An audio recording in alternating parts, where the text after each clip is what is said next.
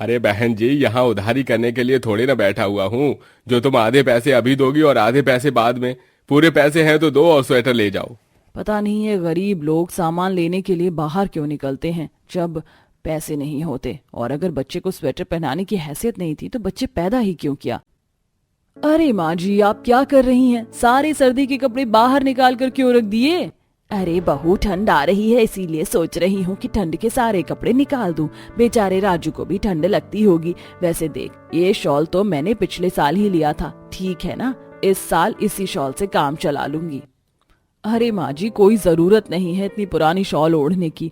और आपको राजू के लिए पुराने स्वेटर निकालने की भी जरूरत नहीं है। मार्केट में नए डिजाइन के स्वेटर आ रहे हैं। आप मेरे साथ शाम को मार्केट चलना, हम लोग सर्दियों के कपड़ों की शॉपिंग करके आएंगे। माँ, मुझे लेदर की जैकेट चाहिए। हाँ बेटा, जो तुझे चाहिए होगा तू खुद पसंद करके ले लेना।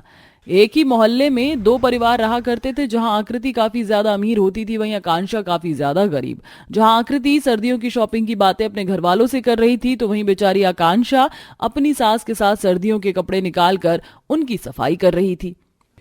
कितनी धूल जम गई है इन कपड़ों में। सोच रही हूँ इन्हें धो के रख दूं, इस साल भी यही कपड़े काम आ जाएंगे। बहू, ये शॉल तो वैसे मेरे काम का नहीं है, पर मैं सोच रही हूँ इस साल इस एक शॉल में पूरी ठंड निकाल लूं। बहू, तू बस इस शॉल के ऊपर कोई दूसरा कपड़ा चिपका दे, छेद है ज्यादा शॉल में।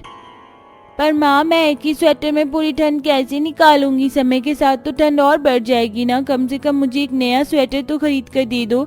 ये स्वेटर बहुत बेकार है और अब ये छोटा भी हो गया है। बेटा, अभी ज्यादा ठंड नहीं है, तू इस स्वेटर में ही काम चला लेगी। आगे एक महीने तो जैसे ही मेरे पास पैसे आएंगे, मैं तुझे इस साल नया स्वेटर दिला दूंगी। जहां गरीब आकांक्षा पुराने स्वेटरों को निकाल कर उनकी सफाई और सिलाई करती है, तो वहीं दूसरी ओर अमीर आकृति अपने पूरे परिवार के साथ सर्दियों की शॉपिंग करने जाती है। माँ, ये देखो, यहाँ एक भी लेदर की जैकेट नहीं है। मुझे तो लेदर की जैकेट ही चाहिए थी। बेटा, अभी ज्यादा ठंड नहीं है ना, इसलिए अभी ज्यादा मोटे स्वेटर मार्केट में नहीं आए। जैसे जैसे सर्दी आएगी, लेदर की जैकेट आनी भी शुरू हो जाएगी। तुम लेदर की जैकेट तब ले लेना। बहू, हमने इतनी सारी शॉपिंग कर ली है सर्दियों की। मैं तो कहती हूँ पिछले साल के जितने भी कपड़े रखे, तो वो सारे कपड़े उस गरीब सुमित्रा की बहू को दे देना। वैसे भी उन गरीबों के पास पहनने के लिए कपड़े तक नहीं है। माँ जी, मैं तो उस गरीब आकांक्षा को अपने सारे कपड़े दे दूं, पर उसका घमंड देखा है। सीधा मेरे मुंह पर बोलती है कि हम किसी की उतरन नहीं पहनते। जब उन गरीबों को उन स्वेटर की जरूरत नहीं है, तो हम क्यों दानवीर बने। अब कुछ देर में आकृति अपने पूरे परिवार के साथ शॉपिंग करके घर आ जाती है। समय यूं ही गुजरता है और गुजरते समय के साथ ठंड भी बढ़ने लगती है। ऐसे ही एक दिन, राजू बेटा जल्दी से तैयार हो जाओ, आज शाम को हम शॉपिंग करने चलेंगे सर्दियों की, क्योंकि सर्दियां बढ़ चुकी हैं और अब शोरूम में तुम्हारी फेवरेट लेदर जैकेट भी आ गई होगी। सच में माँ, मैं अभी तैयार होकर आता हूँ। जहाँ एक तरफ आकृति फिर से सर्दियों की शॉपिंग करने के लिए तैयार हो रही होती है, तो वहीं पिंकी अपनी माँ से जिद करती है। माँ, अब ठंड बहुत ज्यादा बढ़ गई है, मुझे बहुत ठंड लग रही है। अब तो इस स्वेटर में भी ठंड नहीं जा रही है, अब तो एक स्वेटर ला दो। बहू, हम तो सर्दियां सह लेंगे, पर पिंकी नहीं सह पाएगी। बहू, मेरे पास 200 रुपए ही रखे हुए हैं, तू ये ले ले और पिंकी के लिए एक स्वेटर लेकर आ जा। पर माँ जी, ये पैसे तो आपके हैं ना, इन्हें मैं कैसे ले लूं? बहू, मैं भी तेरी अपनी ही हूँ, हम कोई पराये थोड़ी ना है। अब जा, जल्दी से जाकर पिंकी के लिए एक स्वेटर ही खरीद कर ले आ।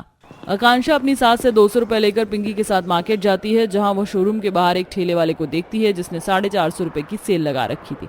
अब आकांक्षा उस आदमी के पास स्वेटर खरीदने के लिए जाती है।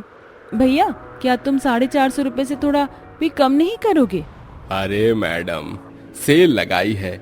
यही स्वेटर अगर आप शोरूम से लेंगे तो 4000 रुपए का मिलेगा, और आपको यहाँ पर 450 रुपए भी ज्यादा लग रहे हैं स्वेटर के। अच्छा ठीक है भैया, अगर ऐसी बात है तो तुम ये स्वेटर दे दो, पर मेरे पास अभी 200 रुपए ही हैं। मैं तुम्हें बाकी के 250 कुछ दिन में दे दूंगी।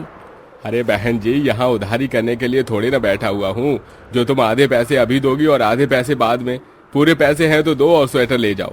पता नहीं ये गरीब लोग सामान लेने के लिए बाहर क्यों निकलते हैं जब पैसे नहीं होते। और अगर बच्चे को स्वेटर पहनाने की हैसियत नहीं थी, तो बच्चे पैदा ही क्यों किया। आकृति आकांक्षा को ताने देकर अपने परिवार के साथ शॉपिंग करने के लिए शोरूम के अंदर चली जाती है, और आकृति की ये बात सुन आकांक्षा की आंखों में आंसू आ जाते हैं। अब आकांक्षा अपनी बेटी के साथ घर आती है और अपनी बेटी को अपनी शॉल उड़ाकर उससे कहती है, बेटा माफ करना, तेरी माँ के पास इतने पैसे नहीं कि वह तेरे लिए एक स्वेटर खरीद सके, इसलिए तू मेरा शॉल ओढ़ ले। माँ आपको आंटी की बात का बुरा लगा है ना? माँ मुझे ठंड नहीं लग रही, अगर आप अपना शॉल मुझे दे देंगे तो फिर आप इस ठंड में कैसे गुजारा करोगी? मुझे कुछ नहीं चाहिए माँ। अरे क्या बात हुई है, कोई मुझे भी कुछ बताएगा? सुमित्रा के पूछने पर पिंकी अपनी दादी को सारी बात बताती है, जिसके बाद सुमित्रा भी दुखी हो जाती है। अब इसी तरह कुछ दिन बीत जाते हैं और बिजनेस मीटिंग की वजह से एक दिन आकृति अपने पति के साथ बाहर जाती है और राजू की जिम्मेदारी अपनी सास के हाथों में छोड़ जाती है। पर शाम होने के साथ आशा की आंख लग जाती है और इस बीच राजू घर से बाहर चला जाता है और बॉल के साथ खेलने लगता है। पर तभी उसकी बॉल पास के कुएं में जा गिरती है और ये देख राजू बहुत ज्यादा डर जाता है। अरे ये बॉल तो कुएं में चली गई, और ये बॉल तो पापा जापान से लेकर आए थे। अगर मैंने इस बार भी इतनी महंगी बॉल पानी में छोड़ दी तो पापा मुझे बहुत डांटेंगे। एक काम करता हूँ, दादी सो रही है, मैं ही कुएं की बाल्टी की मदद से खुद ही बॉल निकाल लेता हूँ। ये सोचकर राजू बॉल निकालने के लिए कुएं की बाल्टी को पानी में डालता है तो उसका बैलेंस बिगड़ जाता है, जिसकी वजह से वो कुएं में गिर जाता है। उसे तैरना नहीं आता तो वो डूबते हुए मदद के लिए आवाज देता है, बचाओ बचाओ। घर के बाहर बैठी पिंकी राजू की आवाज सुनती है और अंदर जाकर अपने पिता को बताती है। अब जल्दी से रवि बाहर आकर राजू की रस्सी की मदद से जान बचाता है तो वहीं आकांक्षा सारे स्वेटर रजाई राजू को उड़ा देती है और उसके लिए तसले में लकड़ियां जलाती है और उसके हाथ पैर सेकती है। आकांक्षा ये बेहोश हो गया है, मैं अभी विनोद भाई साहब के घर जाता हूँ और उन्हें राजू की हालत के बारे में बताता हूँ। कोई फायदा नहीं है पापा, अंकल आंटी बाहर गए हैं। बेटा जब तक वो वापस नहीं आ जाते हमें ही राजू का ख्याल रखना होगा। गरीब परिवार राजू का बहुत अच्छे से ख्याल रखता है। कुछ देर बाद जब आकृति अपने पति के साथ घर आती है और राजू को घर में ना देख वो घबरा जाती है। फिर दोनों पति पत्नी गली में उसे ढूंढने निकलते हैं और तभी आकृति की नजर आकांक्षा के घर में पड़ती है। उसके घर में अब भी रोशनी आ रही थी। ये देख वो आकांक्षा के घर में जाती है और अपने बेटे को बेहोश देख उस पर चिल्लाने लगती है, मेरा बेटा यहाँ बेहोश पड़ा है, सच सच बताना क्या किया तूने मेरे बेटे के साथ, और इसे ये गरीबों वाले कपड़े क्यों पहना रखे हैं? देखिए ना इन लोगों ने हमारे बेटे की क्या हालत कर दी है। भाभी आपका बेटा कुएं में डूब रहा था, वो तो सही समय पर हमने। क्या कुएं में डूब रहा था? सुन रहे हैं आप, ये हमारे बेटे को मारना चाहते हैं। सुनिए आप जल्दी से डॉक्टर को बुलाइए। दोनों फिर राजू को घर लेकर आते हैं जहाँ विनोद जल्दी से डॉक्टर को बुलाता है और डॉक्टर आकर राजू का इलाज करते हैं और उनसे कहते हैं, आपका बेटा बिल्कुल ठीक है। अगर सही समय पर इन्हें गर्माहट न मिली होती तो शायद ठंड की वजह से आपके बेटे की जान भी जा सकती थी। पर आप उस गरीब परिवार का धन्यवाद कीजिए जिन्होंने आपके बेटे की जान बचाई।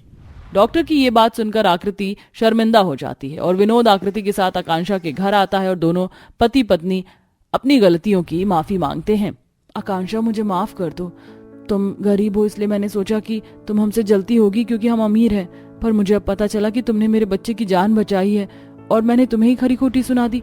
मुझे माफ कर दो, मैं अपनी गलतियों के लिए शर्मिंदा हूँ। अरे माफी मांगने की क्या जरूरत है, ये तो बस मेरा फर्ज था जिसे मैंने पूरा किया। आकांक्षा तुमने अपना फर्ज पूरा किया, इसलिए मेरा भी फर्ज बनता है कि इस सर्दी मैं तुम्हारे परिवार की सुरक्षा करूं, इसलिए तुम चिंता मत करो। इस साल तुम्हें स्वेटर रजाई कंबल किसी भी चीज की कमी नहीं होगी, हम तुम्हारे साथ हैं। उस दिन आकृति की सारी गलतफहमी खत्म हो जाती है और अब वो आकांक्षा के साथ अच्छे से रहती है और इस ठंड में आकृति आकांक्षा के पूरे परिवार के साथ सर्दियों की शॉपिंग करती है और उनकी मदद भी करती है। आशा है ये कहानी आपको अच्छी लगी होगी। वैसे आपने अब तक ठंड के कपड़े निकाले या नहीं, कमेंट में बताना ना भूलें।